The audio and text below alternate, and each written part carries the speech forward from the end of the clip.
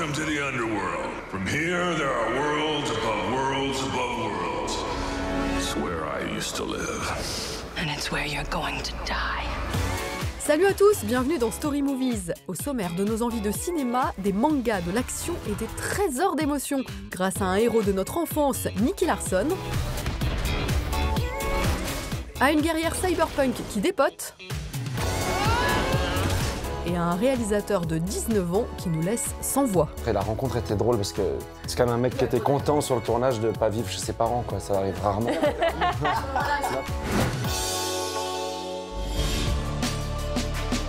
Au cinéma, certains ne connaissent pas l'échec, et cet homme en fait partie. 2 millions d'entrées pour son premier film Babysitting, 3,2 millions pour sa suite, 3,5 millions pour Alibi.com, Philippe Lachaud assure les beaux jours du box-office. Pourtant, l'acteur, réalisateur, scénariste a eu quelques sueurs froides après avoir annoncé vouloir porter à l'écran un manga adoré par toute une génération, Nicky Larson. Levé de bouclier, critique en règle de la bande-annonce, les adeptes du détective garde du corps, accro aux filles et as de la gâchette ont sorti la massue. Mais font aujourd'hui leur mea culpa, très respectueux de l'original, multipliant les clins d'œil à toute une série de dessins animés japonais des années 80 et 90, Philippe Lachaud signe une comédie d'action ultra efficace, parole de fan. Vous êtes le meilleur des gardes du corps. Vous pouvez tirer 6 balles au même endroit.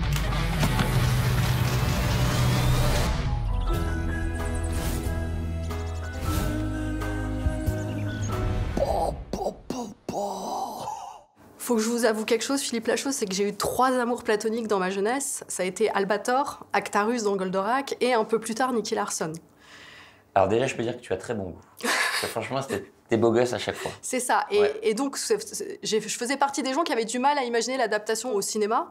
Je dois reconnaître que la fan que je suis a été comblée. Oh, c'est trop gentil. Très honnêtement, comment vous avez vécu toutes les pré-critiques? Ça doit être quand même très violent à vivre, non? Comment vous êtes préservé de ça? Non, bien sûr. Après, on nous a expliqué, on a dit, voilà, nous, c'est la première adaptation qu'on faisait de notre vie. À chaque fois, on a inventé nos histoires ou quoi, et on nous a expliqué, écoute, c'est le jeu. Quand tu fais une adaptation, t'as des gens qui sont pas contents, t'as des gens qui seront critiques ou quoi, machin. Et donc voilà, ils nous disent la meilleure réponse que tu pourras apporter, c'est le film. Et j'annonce, hein, si ça marche, je change de sexe. Pour un plus grand? Très marrant. Parce que toutes les remarques qu'on avait, tout était dans le film. Donc moi, c'était terriblement frustrant. Et tu peux pas commencer à répondre, sinon tu t'en sors pas. Et donc la meilleure réponse, c'est le film. Et il y a à peu près 25 000 personnes qui ont vu le film maintenant grâce aux avant-premières. Et effectivement, je vois que la tendance s'est complètement inversée. Mais comment vous saviez que votre humour était soluble dans l'humour Nicky Larson?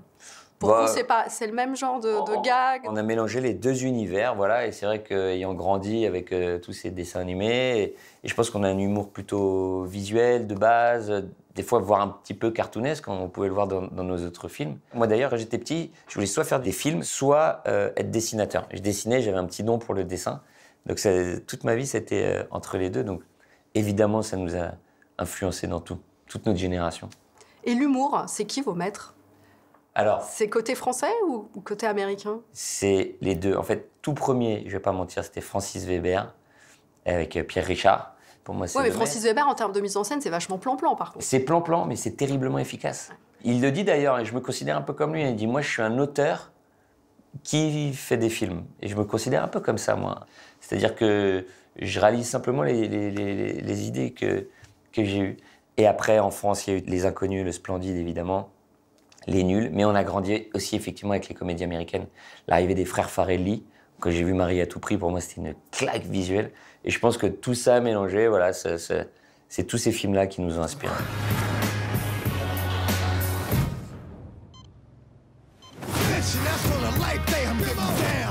C'est vrai qu'il y a aussi toute une partie action qu'on voulait surtout pas rater, on voulait être crédible, parce que les Américains ils mettent la barre tellement haute. On n'a pas leur budget, mais comme je dis, on a des idées. Et on a trouvé une bande de petits gars c'est mon frère qui les a trouvés sur Internet, qui s'appelle Assistant, qui avait les mêmes références que moi, Kingsman, Deadpool, ce qui se fait de mieux pour moi dans les films d'action en ce moment. Et voilà, et ils sont venus, je leur ai dit, voilà, je vous file la mise en scène de ces scènes de baston. Alors moi, j'avais des idées de plans, évidemment, je leur disais ce que je voulais dedans, comment je voyais les choses, je leur faisais part de ma vision. Ils prenaient toutes mes idées et ils arrivaient avec plein de propositions mortelles. Et je les félicite parce que je suis fan des scènes d'action.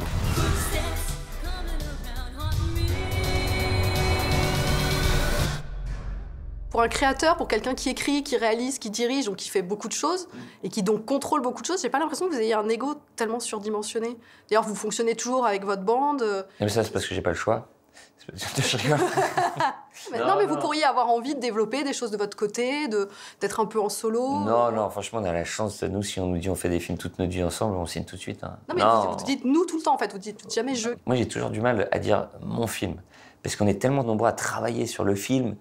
Ils ont fait des travaux de fou, que ce soit sur les décors ou quoi, machin, que moi, j'estime tous ceux qui ont participé. C'est un peu leur film, en fait. Après, réalisateur, il faut dire mon film.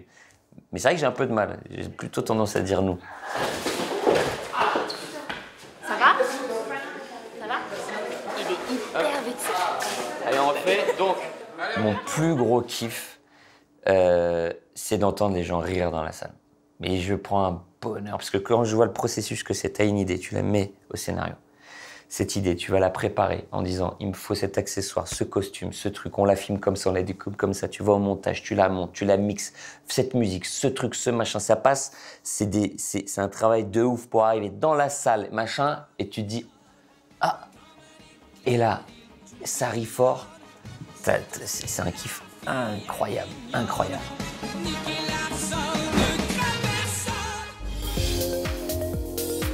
Ce trio complice regorge de jeunesse, de talent et de promesses. Deux visages familiers, à gauche l'actrice Noémie Merlan, à droite le comédien Guillaume Wix. Au milieu, un véritable phénomène, une révélation. Nathan Ambrosioni a 19 ans, 5 mois et 20 jours et il s'apprête à sortir son premier film. Les drapeaux de papier, c'est l'histoire d'une tentative de réinsertion, celle d'un homme qui sort de prison et trouve refuge chez sa sœur qu'il n'a pas vue depuis des années. Vous avez eu un suivi psychologique pendant votre séjour? Mon séjour? T'as besoin d'une chambre? Un endroit pour revivre? Tu penses à quoi? C'est papa qui voulait pas que tu viennes me voir. Une chronique familiale poignante, électrique, une œuvre sensorielle d'une maturité qui impressionne. Après tout, c'est bien connu, la valeur n'attend pas le nombre des années.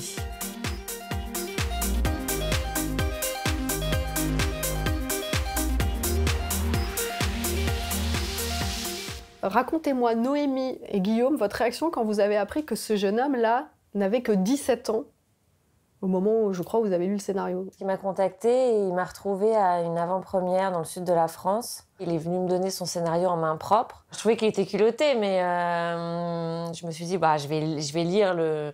Et je vais sûrement lui dire, continue de travailler. Reviens dans 5 ans. et bon, bah, je lis le scénario et bah, j'étais bluffée par la maturité, l'écriture et surtout qu'il avait, il a une vraie vision, des choses à dire. Il faut recontextualiser, mais il sèche les cours. Il prend son billet tout seul des EasyJet pour arriver à Paris parce qu'il vit dans le sud de la France. C'est quand même un mec qui était content sur le tournage de ne pas vivre chez ses parents, quoi. Ça arrive rarement, quand même. Vous avez quitté vos parents pour aller tourner votre film, quand même. Exactement. Après, moi, je voulais qu'il ait le culot de son âge, quoi. Je trouve que c'est ça qu'il y a dans le film. C'était notre première discussion, c'était « Fais pas un film de quarantenaire, on s'en fout, t'as 18 ans. Fais un film de mec de 18 ans qui a peur de rien. » Parce que lui, ses sentiments, ses émotions, elles sont nettes, données, offertes comme ça, boum. Nathan, je crois savoir que vous avez commencé à faire du cinéma en écrivant ou en montant des petits films d'horreur. Ouais, c'est ça. J'avais 12 ans et j'ai découvert un premier film d'horreur qui m'a terrifié mais passionné. C'était lequel ? C'était Esther. Et voilà, j'ai vendu mes jouets, mes consoles de jeux pour acheter un caméscope et commencer à faire des films le week-end avec mes amis. Oui, mais alors comment on en arrive à réaliser une espèce de petite pépite comme ça, intimiste, très sensorielle Vers mes 16 ans, j'ai élargi ma cinéphilie, parce que je regardais vraiment que des films d'horreur, mais après, j'ai découvert un autre genre de cinéma, qui est celui-ci. Et ça m'a bouleversé. C'est Xavier Dolan, c'est ça? Exactement. C'est des films de Xavier Dolan. C'était Mommy de Xavier Dolan pour faire plaisir à ma mère, parce que ça s'appelait Maman pour la fête des mères. Et finalement, ça m'a bouleversé. Je ne m'attendais pas du tout à ça. Et c'est là que j'ai compris que j'adorais pleurer au cinéma. Bonjour, ma petite Charlie. Aujourd'hui, j'ai vu un lac magnifique entre les montagnes. Je t'ai imaginé avec moi. Tu as regardé sur le globe dans ta chambre où je suis. Les montagnes du Tibet sont couvertes de neige. Maman se repose au temple, tout le monde est super avec moi. 2 mois que je suis parti et tu me manques énormément. Prends soin de toi, embrasse ton père pour moi. J'espère que ton frère ne se met pas en colère trop souvent. Ta maman qui t'aime. Elle avait peur de moi. Qu'est-ce que tu cherches là? Hein? Qu'est-ce que tu fouilles? Faut quoi, que je mette un cadenas à la porte de la chambre? Vous deviez être sans doute la personne la moins expérimentée de l'équipe. Oui, et ça c'est sûr. Et la plus intimidée au début, sûrement. Le premier clap, je me souviens, ils m'ont autorisé à le faire dans les souvenirs. Et je tremblais tellement que j'ai pas réussi à le faire parce que j'étais hyper ému. Et puis il y avait 20 personnes qui attendaient que je leur dise ce qu'on va faire et ce que j'ai envie comment j'ai envie qu'on filme la scène aujourd'hui. Mais finalement, j'ai eu la chance d'avoir une équipe vraiment formidable qui ont fait complètement abstraction de mon âge très rapidement et qui m'ont traité, j'ai l'impression en tout cas et j'espère, comme ils traitent les autres réalisateurs avec qui ils travaillent. Il n'y avait pas quelque chose un peu de votre part à tous les deux de le protéger? Au départ, oui, c'est ce que je me suis dit. Mais en fait, quasiment tout de suite, j'ai vu qu'il était tellement à l'aise. Par exemple, à un moment donné, il y a une scène où je fais un clin d'œil. Je lui dis non, mon personnage, je ferai pas de clin d'œil, Nathan. Enfin, un peu la fille qui sait tout. Et il me disait, Noémie, on en fait donc sans le clin d'œil, y a pas de souci, mais on en fait une avec. Et donc j'étais un peu, tu vas voir, tu vas pas le garder au montage. Et en fait, il est là. Et ça marche trop bien. Et c'est vrai qu'inconsciemment, on a tendance à se dire, ah, il est plus jeune, il sait pas. Mais en fait, si, complètement, il sait exactement, il savait ce qu'il faisait. Vous vous souvenez, Noémie, de votre premier film? Alors, je rentrais dans une baignoire, habillée, et dedans, il y avait Melville Poupeau. Voilà. C'est un film qui s'appelle L'Orpheline. C'est pas mal comme premier plan de vie, quoi. C'est clair, donc j'étais un peu... On dirait un rêve d'ado, tu sais, j'ai rentré dans une baignoire. Mais non, ça s'appelle L'Orpheline, avec en plus un bras en moins.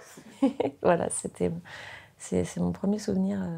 Guillaume, vous vous rappelez, vous aussi, votre premier film? La première fois, c'était, je crois que je demandais l'heure à Anconina, dans un téléfilm, je devais avoir 11 ans. Il ne doit pas s'en souvenir, lui, j'imagine, mais en tout cas, il disait l'heure très bien. Et il était quelle heure, tu te souviens? Je ne me souviens pas de l'heure, disons.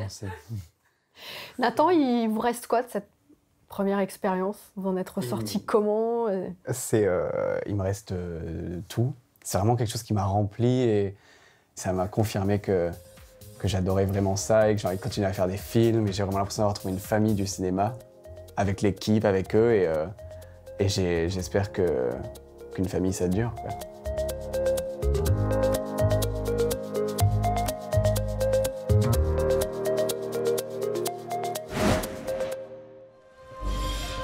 Does it bother you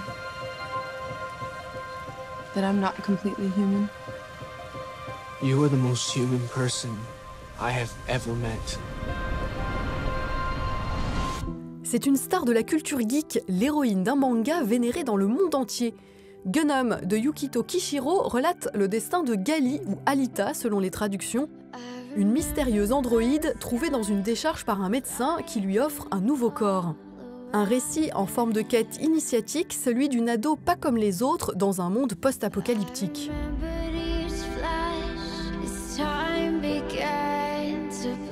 Une fille au tempérament guerrier, l'alliance et la lutte mêlée entre l'homme et la machine, des thèmes chers au producteur et réalisateur James Cameron, qui a travaillé pendant 20 ans sur une adaptation, comme nous l'explique son collaborateur de longue date, John Landau. It was important for Jim to bring Alita to life because he's a father. And when we first learned of the project, he had a daughter that was young. And I think he really saw Alita representing not just his daughter, but every child, both from a child's point of view and a parent's point of view. And he felt it was an important message to get out there that no matter how insignificant you think of yourself, you have the ability to make a difference. And that was the story that Jim wanted to tell. Le film que vous allez découvrir à l'écran n'est cependant pas signé James Cameron. Monopolisé par le tournage des suites de Avatar, il a confié son bébé à celui qu'il considère comme son digne héritier, Robert Rodriguez, lequel a voulu se fondre totalement dans le style de son aîné. I got really inspired by guys like John Carpenter and Jim Cameron early on because they had less money, but a lot of imagination. They would go for bold visions of the future, you know, like Terminator or Escape from New York, you know, with low budgets. And that excited me as an audience member and as a young filmmaker. So when I got to meet him 25 years ago, that he and I became friends was like the greatest gift. You know, I would always be trying to impress him, talking about how I was going to shoot Desperado, showing him Desperado when it was done. I read his first script for Avatar, and then from this movie, you know, came about, it was a chance to learn from the master and study why his movies work so well.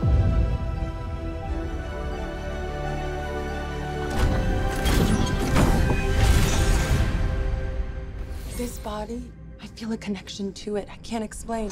I've done those where it's just all me, and they're crazy, Desperado, or, you know, Machete, or Spy Kids. That's me to the full max. But then you want to take a vacation from yourself sometimes to learn more skills, and the only way to really learn is to take on partners who are very singular in their abilities, like Quentin, or Frank Miller, or then Jim.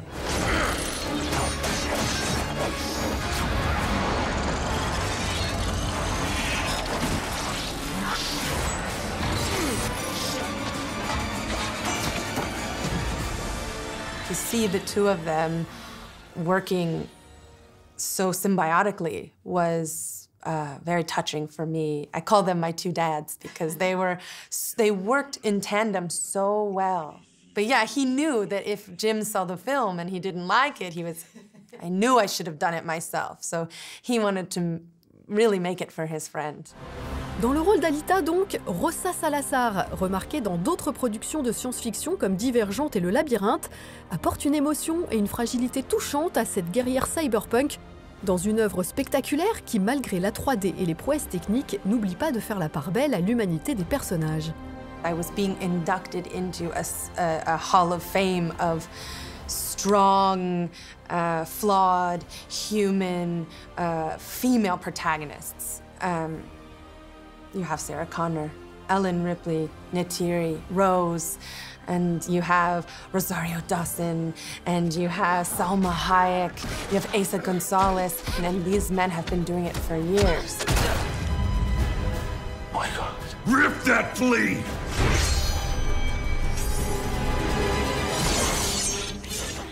The core of it is that idea that inside of each one of us is the ability to be a hero. What a universal message that is for the world. Don't judge a person by their body, by what they look like. Judge them for who they are. And I love that. If you ask me personally, that's what I like. And I'm just an insignificant girl. That's what they want you to think.